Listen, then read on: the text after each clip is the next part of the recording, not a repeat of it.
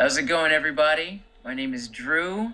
With me is my man on the trigger, Seven in cyberspace.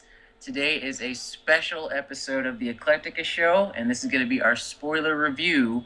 That's right, spoiler review of Batman versus Superman: Dawn of Justice. Sheesh, where to begin, guys? This, yeah, this. I'm sorry. So, how you doing, my man? It's like I got I'm good. Yeah, it's like where do you begin with this? Because this is the first time Batman and Superman has been in the first live action film ever. ever in a live action film. Like they've been talking about this. This was supposed to be the ultimate matchup of superheroes that they've been discussing since the 90s. It's literally been going on for that long. And this past week we finally were, our prayers were answered, question Hmm. mark, when it finally got released in theaters everywhere. And thus far, responses and reviews have been mixed, and I can totally understand why. This was supposed to be like the ultimate matchup, and we got a very strange, we got a very strange beast as a result of our, I guess, patience. And we're gonna jump into all that today. I'm just trying to keep it all centered and focused and lined up evenly in my head, so it doesn't sound like a ranting mess. And if you So didn't see this movie yet, don't watch again, this review. yeah, Wait, don't watch the review. It's a spoiler review. I'll say it once again. Spoiler review. So if you haven't seen the movie yet, go out, see it, then come back. We'll be here waiting for you. The rest of us, yeah. let's go. So as soon Let's as you go. start the movie, we have a series. Well, we start out with a flashback. We Right. start out with Right. what we thought was a flashback. A half, yeah, let me rephrase it. It's a half flashback, Right. half dream sequence, and it starts off fine enough. It of course starts with the night of Bruce Wayne's parents getting murdered. They're walking out of the theater. It's a brilliantly shot scene. Like Zack Snyder is a very visual director, and when it came to him conveying what happened that night, it looks awesome. So you have Bruce as a kid running away from this like the cemetery, the burial site where they're taking his parents. The kid's distraught, as he should. His parents have been killed. He falls. It was like a 20, 30 foot drop. It should have killed the kid, but whatever. That's neither here nor there. Right. He lands in the cave and he sees through the opening little crevice thing, there's like this army of bats. And he makes a noise and they all swarm on him. And it starts off fine enough, but then you notice that like they're lifting him He starts out to of the levitate. cave. It's like that tells you right then and there that something is not quite right with the film. It's a completely unnecessary thing to do for that flashback. Hmm. And then they kind of like about face and goes, let you know that it was like a dream. But by the time I'm sitting in the theater and I'm watching that scene and I'm just like, why was that there? That extra little bit just didn't need to be there. And that encapsulates my entire gripe with the film. You're going to hear me say that a lot in this video. It just didn't need to be there. That's like the pinnacle core phrase that I'm going to be using throughout this video. So, And what'd you everyone, think of that, Seven? yeah, and again, once again, I'll try to throw in some good things in there for those of you that totally fell in love with this as well. But yeah, as soon as you started out, that flashback was unnecessary. But then you started seeing some movement, and then we Mm, went into Superman. And this bridges from the last Superman reboot, which is right. interesting because they basically, like the Christopher Reeve series, his bunch of films that he did Superman, they Hmm. basically took one and two and crunched that together really fast to make. Because remember, Superman didn't have to fight Zod and anyone from his planet until the second And you're film. talking about the one from what was it, the 70s? With Yeah, Christopher 70s, Reeve 80s. and Yeah. Gene Hackman? Yeah, they did. They took, when they did this reboot, which was Man of Steel, came out years ago, they took elements of the first two films, Hmm. the original, and they kind of collapsed them together and gave it like a fresh polishing and did like a bit of a retelling Hmm. of that story of how Kal-El came to be on Earth. It was Now, fine. Most of us loved it. There right. were some people that didn't like it. I thought it was great. Hmm. I thought pacing it jumped a bit, Hmm. but ultimately they did a excellent job of conveying a coherent story. Um, And it was great how they tied into this film. Like, because if you pay attention to the Man of Steel, you'll see that, oh my goodness, was that Wayne? That was the Wayne Enterprise. That was a logo. the Why is that satellite falling things, down? yeah. Yeah. Right, right, at the end of the movie, the big climactic scene between Zod and Superman, you had your first glimpse of the broader DC cinematic universe, where you had the Wayne satellite and had a couple other things. It It was a good bridge. I would it say it was was a a good good bridge bridge, because and they after pick you get up over on that. the levitating young Bruce, now it's like, Yeah, okay, cool. I know why Batman doesn't like Superman. It's like you well, killed someone he yeah, cared not at about. that point. They have this really great introductory scene, which follows the flashback scene, where you have an adult Bruce Wayne. He's in Metropolis, and this is the day that Zod and Superman are fighting and whatnot, and the city's getting destroyed. You have this cool chase, like car scene, where Bruce Wayne is zipping through like the destruction, and you're seeing spaceships and just like satellite fragments and stuff. There's this guy named Wallace who Batman saves when he goes to his building, because you find out that there was actually the building where I can actually pinpoint the exact moment where they did it. The building where Zod busts into the room where after he punches Superman and he lights his eyes and does the laser eye thing and just basically brings the entire place down. That was a Wayne Enterprises building. Right. And it just so happens that one of Bruce's friends was in the building that day that it went down. So between that, the fallout of him running into the debris and the destruction and shit and saving people, it's like you have a vested interest, and you understand why Bruce is not the happiest camper when it comes to Superman, because you're this one guy, he's holding this like now orphan girl, and he's looking up at the destruction. It was a brilliant setup. That was a It brilliant was an awesome setup. And from there, they jump into the question of, is Superman a bigger hazard than is a protective measure when it comes to humanity? So it starts off fine enough, but it starts to teeter, and we're gonna dip more into that a little later. But things start to happen. Just like It started going to this, then it went to, Superman's relationship with Lois. right, And it's kind of like he's Clark Kent. There wasn't. Doesn't everybody know he's Clark Kent? No, they don't. That's I one of the mean, things about the movie, where it's like, that guy that looks exactly like Superman, who just wears glasses and doesn't even bother to change his hair. Yeah, that's not Clark Kent. That's not Superman. Right. But yeah, then it transitions to the whole thing between Lois and Clark, and she's in the desert. This is actually what triggers the events after that, is that she's in the desert, she's following some story, things go awry, Superman ends up saving her, but as a result, a bunch of people are killed. This in turn leads the UN and Senator, what was her name, dude? Senator Finch?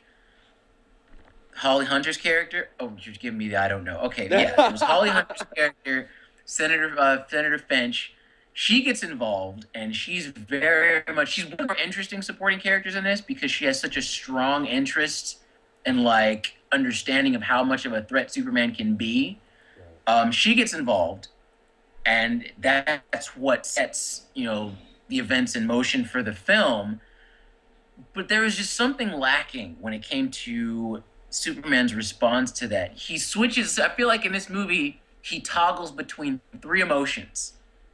He's depressed, he's disappointed in humanity, and he's like devoted to Lois. That's it. That's it. That's really that's like really he just kind of like teeters between those three.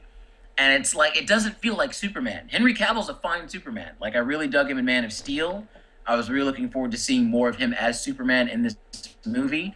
But it seemed like he wasn't one note. He was just kind of like three notes that would just go one at a time and just kind of sift between those three, and that's it. The number one thing that came to my mind was depression. He was depressed. Yeah. He didn't Yeah, know he's what to do with his powers. Am I supposed to be good? Am I supposed to be bad? Should I not care at all? Should I just be self-serving? And Well, his thing was, it made sense. It did makes make sense. sense. But I would like to And there wasn't that much of a difference between Clark Kent and Superman. That kind of bothered me. How he doesn't really act all that much different. Yeah, he's kind of the Yeah, there's same. no difference. Yeah, and I didn't like the fact that Lois knew he was Superman. Did kind I of. know, I love that. You want to know why I love that? Mm. Because how long and how incompetent can Lois be if she can be in front of Superman this close to the dude's face Right, and right. then be that close to Clark Kent and not tell it's the same guy? I thought that was always been the dumbest thing ever. You're a Okay. reporter and a journalist, but you can't tell one apart from the other because he puts glasses on. Like, hey, Seven, I'm not the same guy anymore because I took my glasses off. Like, come I mean, on, he come on. didn't even Like, change his hairstyle, man. no, he didn't I even mean, change the like, hairstyle. Like, give yourself a little curly cue on the hair. No, he didn't do any of that. So the scenes where he's at the Daily Planet, oddly enough, were some of the better scenes I felt with him yeah, being just a regular guy. yeah, But that's primarily due because Lawrence Fishburne right. is awesome as He's, Perry White. yeah, he is. He makes the all like basically all the funny lines in the movie come primarily from him. He makes those scenes completely enjoyable. But when it came to Superman himself, it just felt like he was perpetually depressed. He's still doing the right thing. And that ties into like one of my favorite parts of the movies when you have that montage of him saving people and doing all these different deeds, Right. saving people from a flood, stopping a spacecraft that's blown up. That was a really good set of shots of Superman just doing what he does, which is saving people. And at the same time, over that, you have this really good, poignant conversation of Superman's power, what he can do versus what he should do. Is he a legitimate threat? Like, they have this whole parallel that they make between him and being like a godly figure that people will actually worship. And that is a really great ethical, philosophical conversation Right. that Snyder does nothing with.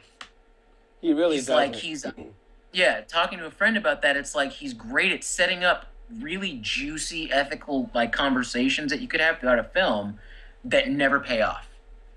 And it happens several times in this movie. You have these really good moments that you don't have time to breathe because the pace is just so rapid fire and you're getting bogged down by so much flashy crap that it feels just hollow. I feel that the X-Men series, even though I know it's a whole different franchise, but they do a good job of exploring that. And I did get a little bit of that feel when they had hearings and they started, like, this is the first time, again, great setup. This is the first time we've actually seen hearings talking about who is this guy? Yeah, he's doing good stuff, but he can turn on Right, us at right. any moment. Right, and I love that they went further into that because in Man of Steel you didn't have all that much of an opportunity to gauge the Right. people's reaction to Superman because they were too busy being afraid of Zod. Right. And Superman they had need been him. living in hiding the whole time. Right. So Now- it was great that we actually had a chance to go back and try to digest that concept of how people feel about him. And I do love that they actually showed the polar end of that, the people that are scared versus those who really love him Right. and like in a sense worship him. So that ties into the next thing I was going to jump into. What do you think about that in response to like the whole this thing? I call it segment the Superman question because Neil Right. deGrasse Tyson Right. has the best part. Or yeah, he's in it. He makes a special guest appearance, and that's his segment. It's called the Superman question. And it's one of my favorite scenes in the film. That whole montage. I think it's great. I think it's great. No one's ever done that before. Yeah. It's kind of been like he's Superman, he's awesome, and then he has enemies. It's been very yeah. kind of black or white, and this is the first time we've seen something like that. Excuse me. I say one of the problems that I had was the fact that Lex Luthor was always the opposite of Superman. And I felt in this setup, he was the best opposite of Batman.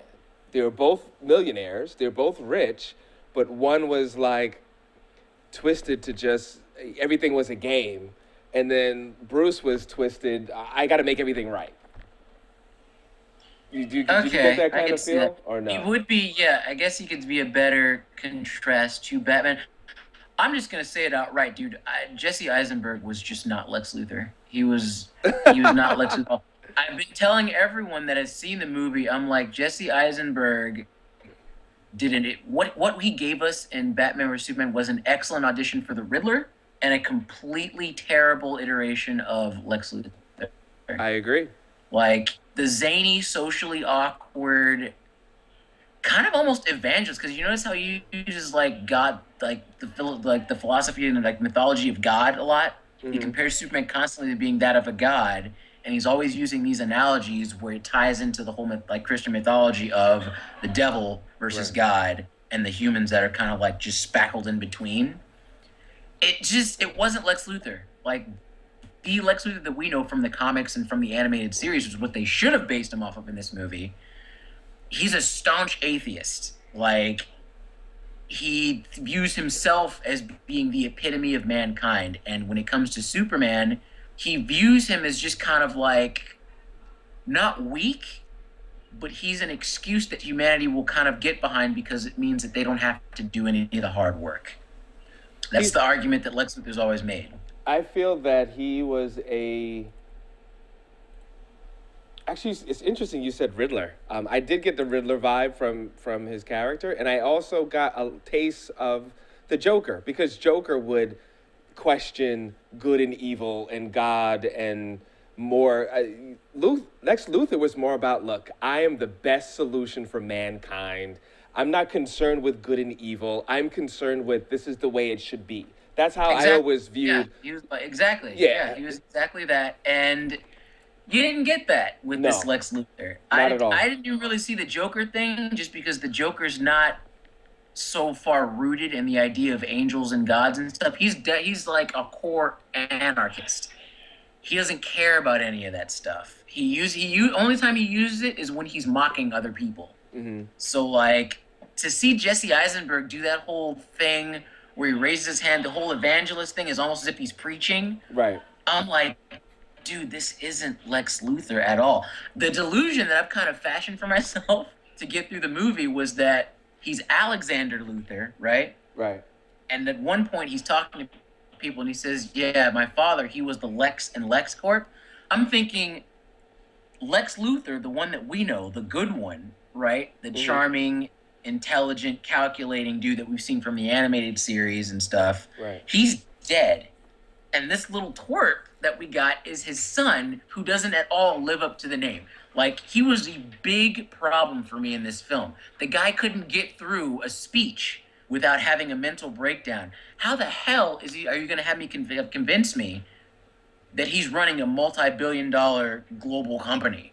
But also, how can he be his son, knowing that, well, if he had to die, then you wouldn't have given his son so much access to so many things. Right. So it couldn't have been the son because the father would have already went evil and everyone would be giving this guy the side eye depending on what he wants to do. So a lot of things, like you said, they just didn't add up. Well, people were giving him the side eye because that whole scene where they're at the whatever benefit meeting thing it was for the library. Right. When he breaks down and he just kind of has like this little mini mental fit. Right. People are kind of looking at him like, ugh, what's this dude's problem? And I feel like most of the issues that came with Jesse Eisenberg's Lex Luthor was Chris Terrio, the guy who wrote the film, and Zack Snyder's direction. Right. They can't conceptualize the idea of a person or a man who is both masculine and intelligent. For some reason, they can't facilitate that. They can't picture a guy being a man or like a dude, but also being intelligent and calculating and stuff like that. They can only work with stereotypes. So when you see Superman, it's like you just said. When you have Clark Kent being Clark Kent, who's supposed to be this twerpish, bumbling kind of moron, right? They can't do that, so he just acts the same. He's still Superman, just Superman with glasses. Right. When you have Bruce Wayne, you kind of have like a blending of the two where he's still kind of intelligent, but at the same time, he's still like a guy's guy. They can't do that with Lex Luthor. For some reason, they have to relegate intelligence to And being just kind of like a socially awkward dweeb, which and is that's what they did. and that's the whole point. Superman is supposed to pretend he's human, and his view of humans is they're weak, they're bumbling, and they're idiots. So when he is Clark Kent, he can't be the same. I'm super confident. I know what's, you know what I mean? Like he can't have that same air. He has to hide his confidence. He has to hide his elegance. He has to, that was the whole point. So to fool people, no, this guy could never be Superman. He looks just like him. He looks but exactly like him. but he just can never be him because he is socially awkward. He's fragile for whatever that is. Like he's just totally Yeah. opposite than this Superman guy. And he basically Yes. played, I'm a Superman guy. I just don't have the suit today. Yeah, I'm out of the suit now. Right. I'm at work. So I'm it's like that was a big problem. Jesse Eisenberg altogether, he had some moments where he was interesting, but only for me personally, my own personal stake. He was only interesting in that thinking of him as a completely different character Right. and just being his own type of like thing. The situation that he put Superman in towards the end of the movie, which leads up to the fight between Batman and Superman, that was kind of cool. He What do had you an think of excellent theme song. this relationship? Oh yeah. So yeah, just transitioning from Lex Luthor to Batman. I'm just gonna say it, man. Ben Affleck's Batman completely stole the show. I don't care what anybody says. It wasn't Wonder Woman that stole the show at the end of the day. It was Ben Affleck as Batman. He was great. Just about every scene that you see him on, you're having a good time. His relationship with Alfred, to answer your question, Seven, probably the best relationship in the film. Jeremy Irons nailed it as Alfred. He's sarcastic, he's dry-witted. You see that he cares about Bruce Wayne, but he's kind of like accepted the fact that Bruce is never going to settle down and just be like a happy, wealthy, rich white guy who has a bunch of kids. But he rolls with it, and he's completely loyal. He's totally loyal to him. He's his And road with it. dog. He has his back, and with it, yeah. He's with it. I So mean, he's that was there easily the best controlling relationship. the what I didn't even give it an official title, but the Bat Chip or Bat. It's the Batwing? Batwing, dude. That's what it's always. It was the Batwing. It's the Batwing, yeah. Oh, it's just a new design because they didn't It's really. a different design, yeah. You saw Ah. like between that and the Batmobile. The Batmobile looked a little bit like the Tumbler from the Nolan movies. You It noticed that? did, yes. It looked a lot like In the fact, Tumbler. let me put up a good shot of that because you really can't get a good glimpse of it during the movie because it's going so fast in the action, but it does Yeah. very reminiscent of the Tumbler. Had all the little gadgets, the shooting and. Well, okay, yeah. I'm glad you brought up the shooting because that was one of my biggest problems with Batman. And again, it had nothing to do with Ben Affleck's performance. Right. It had to do with Chris Terrio's writing and Zack Snyder's direction. Batman kills in this movie. I don't know if you noticed this, Seven, but during the chase scene, Yes. Yeah, he's got a gun. The Batmobile had guns. It had turrets. It was blowing up cars that had living people in it. Batman, basically, they flip back to Tim Burton's Batman, where he's just a homicidal maniac. He's Right. blowing up dudes in the streets, and I'm watching, I'm just like, did Batman just kill people? Did he really? He just totally wasted these guys right now. Unbelievable. Right.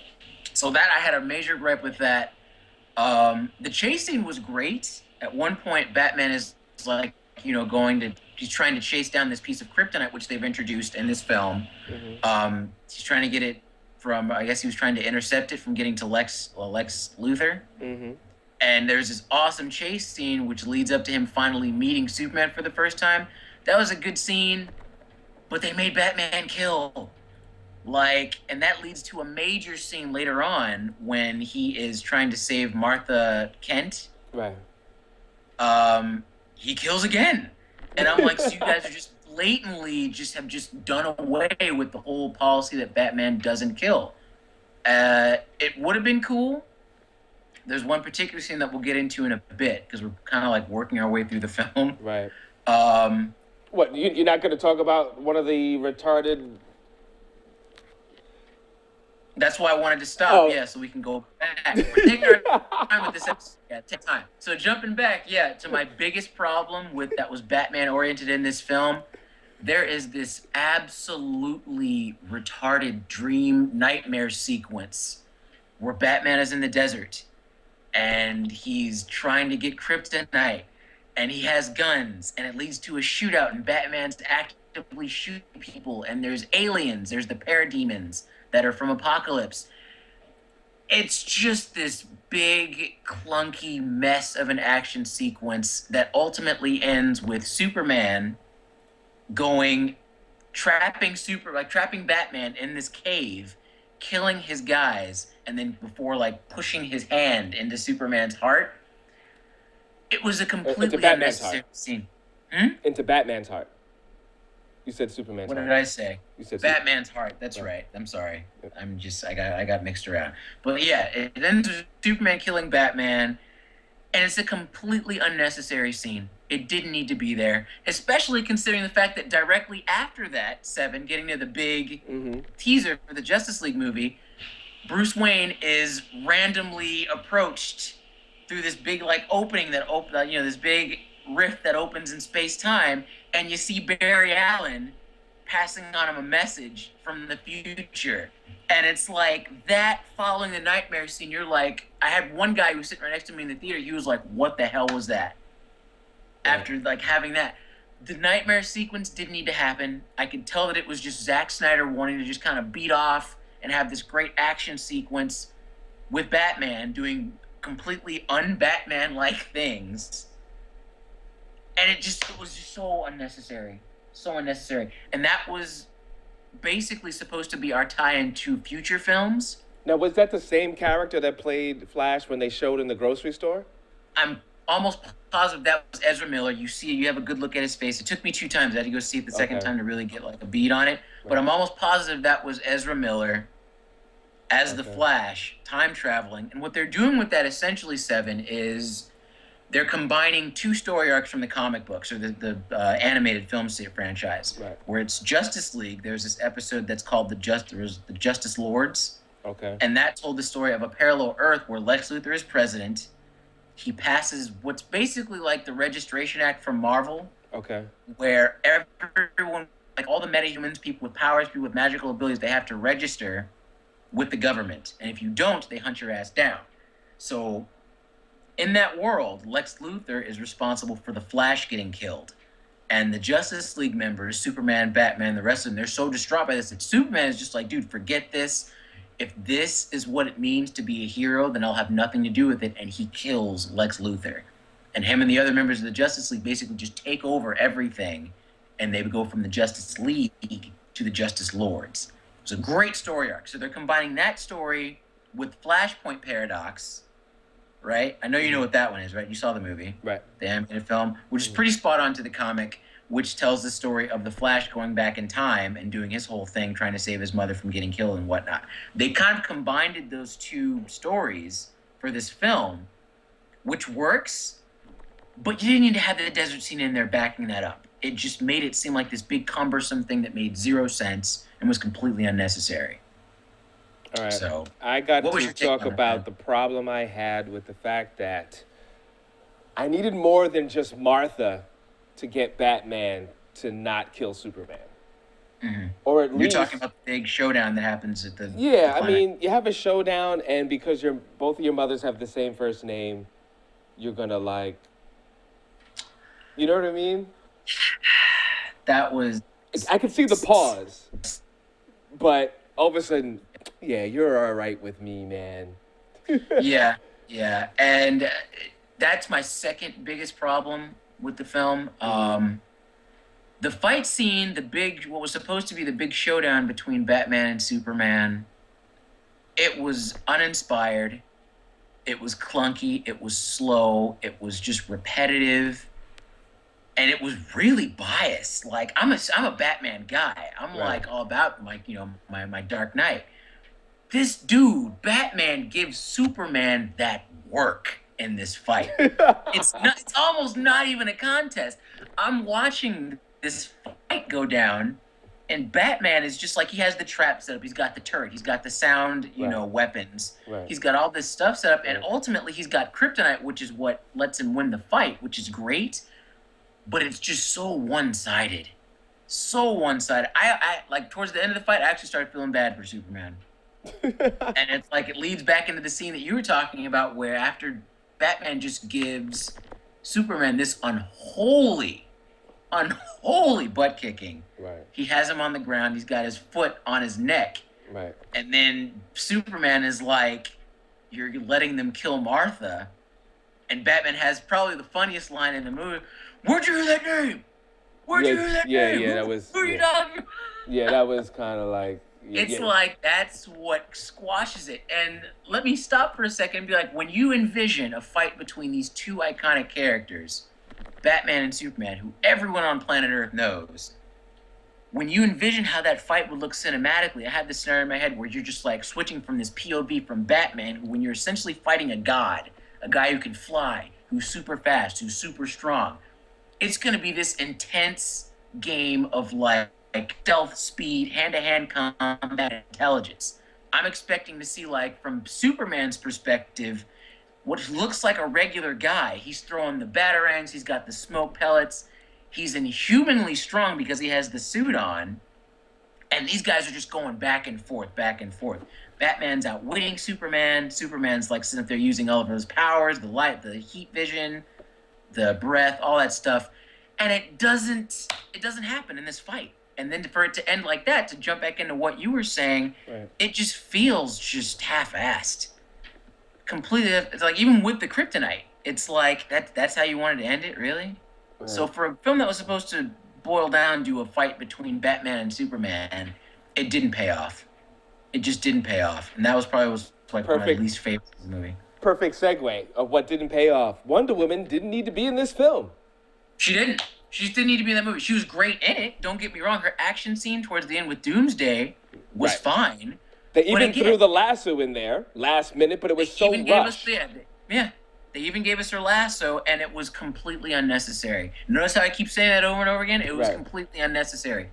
Wonder Woman didn't need to be in this movie. What did she do throughout the entire? To the people that say that she stole the show, I ask you, what did she do in this movie besides looking cute in dresses, going to parties, going to Right. the bank, and then showing up at the very end to fight Doomsday?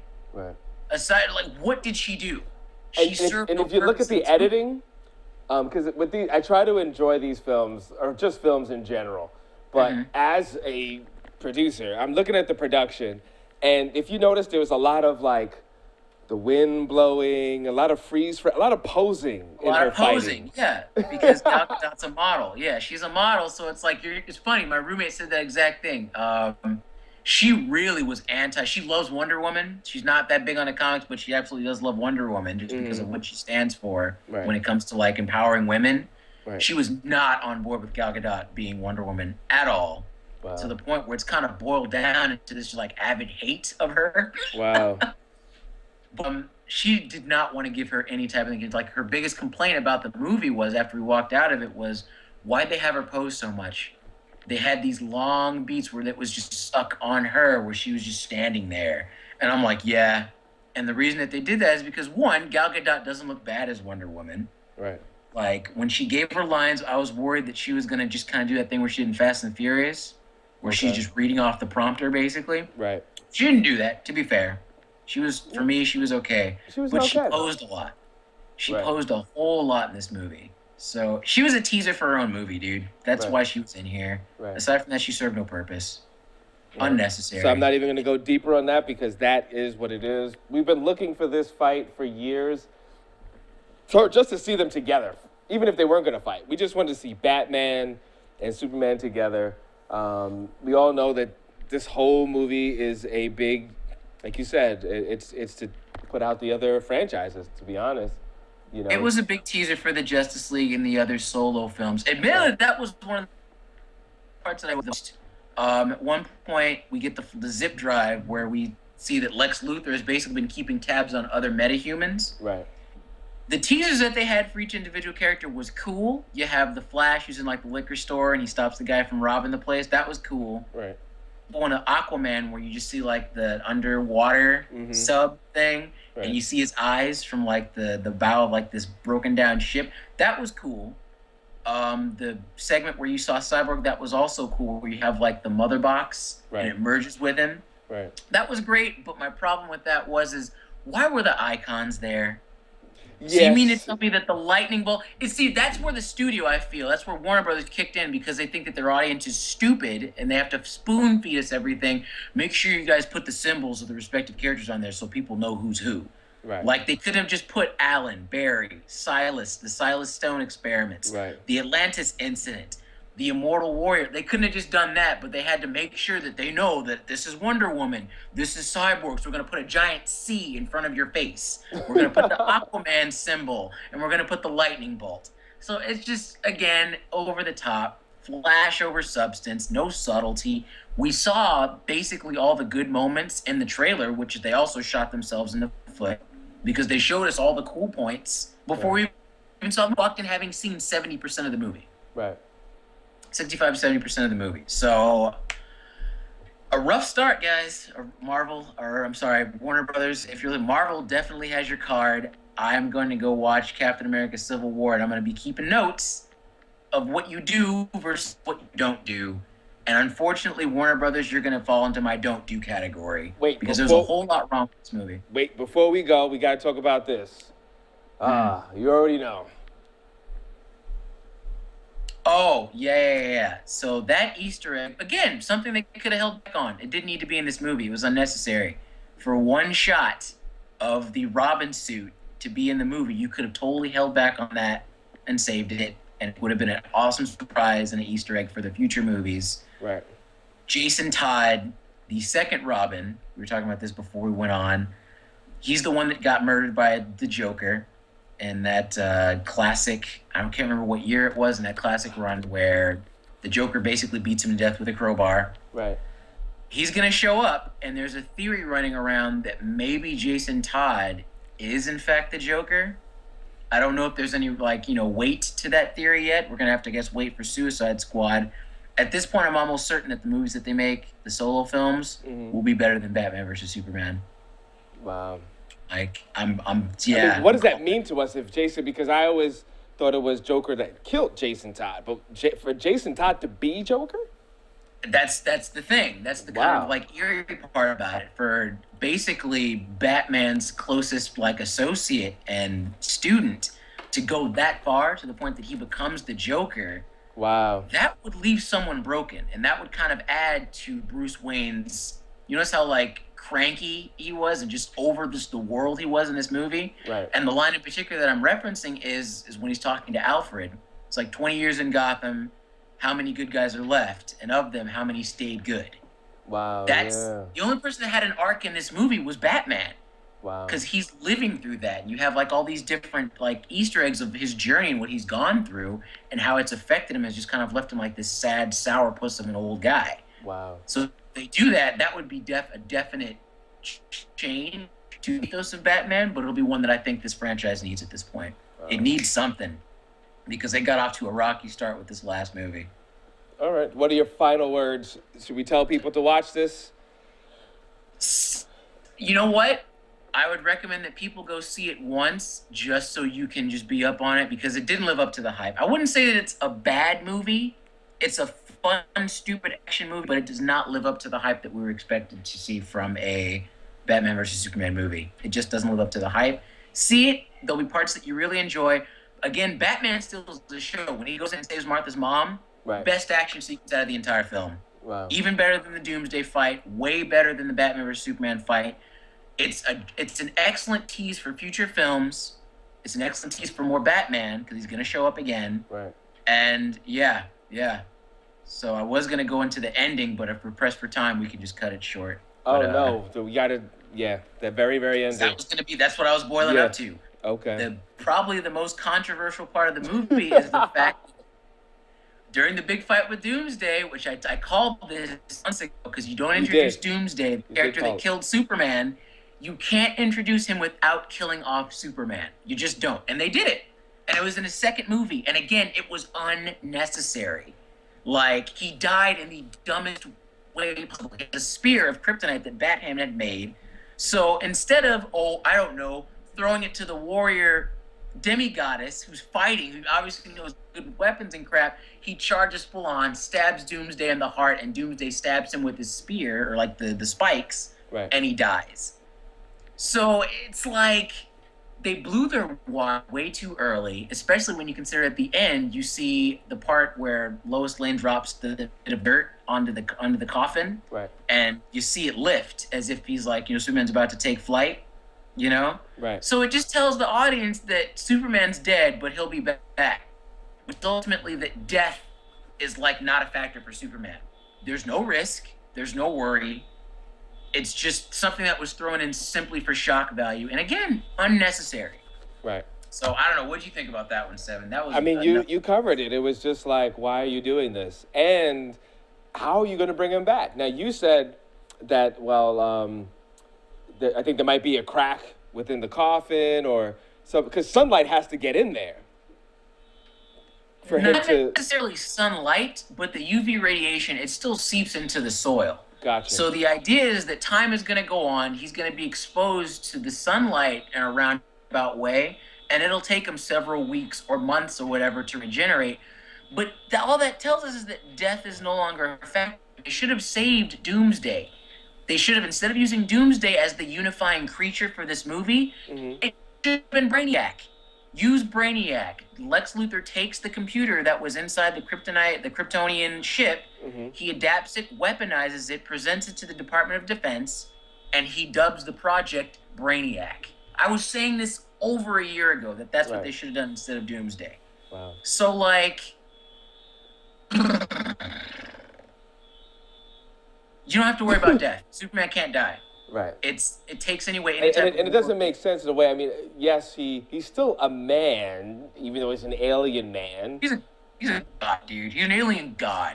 Like, when he gets blown up by the nuke. No, that's what he is. Sure. When he gets blown up by the nuke, when he's fighting Doomsday, you see him. That was actually another reference that they took from The Dark Knight Returns, remember? Where he gets hit by the nuke and he's in space and he's all shriveled up and stuff, looking like a prune. Right.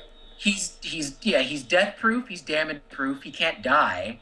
So who cares? Superman's always gonna win. Right. They could have saved that. Yeah. But I don't know. Let's see. And Batman can't run out of kryptonite. He should always have some reserve. But I guess the loophole in that one is that they can go into that sea that they found that and maybe find more or something. Is that the loophole? The idea is that it's scattered all over the earth now. There's small samples of it. That one that Lex Luthor had was just a particularly large bit. Okay. So there's still kryptonite out there. I like that they did fix that problem. How they introduced kryptonite, how they explained it was pretty sweet. It's just there was a biochemical reaction with the elements of the ship that kind of turned into a new element that they then dubbed kryptonite. So that was cool. I did like that. The ending between Wonder Woman and Batman, where Batman's like, we have to find the others that are like you. Right. Excellent teaser for future films. Right. Despite the fact that Wonder Woman just didn't need to be there. Period. For that to go down.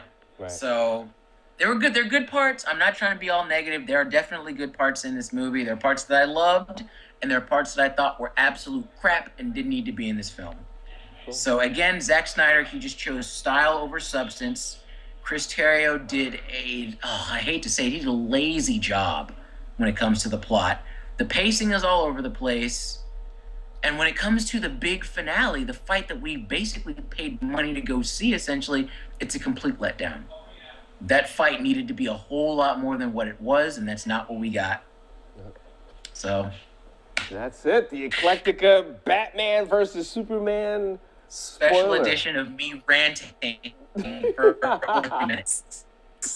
Oh man, so check us out normally, every week at 8 p.m. on Sunday, Eastern time. And let us know what you think. Leave comments. Did you like it? You didn't like it? Do you agree with us? You disagree? Whatever. See you soon.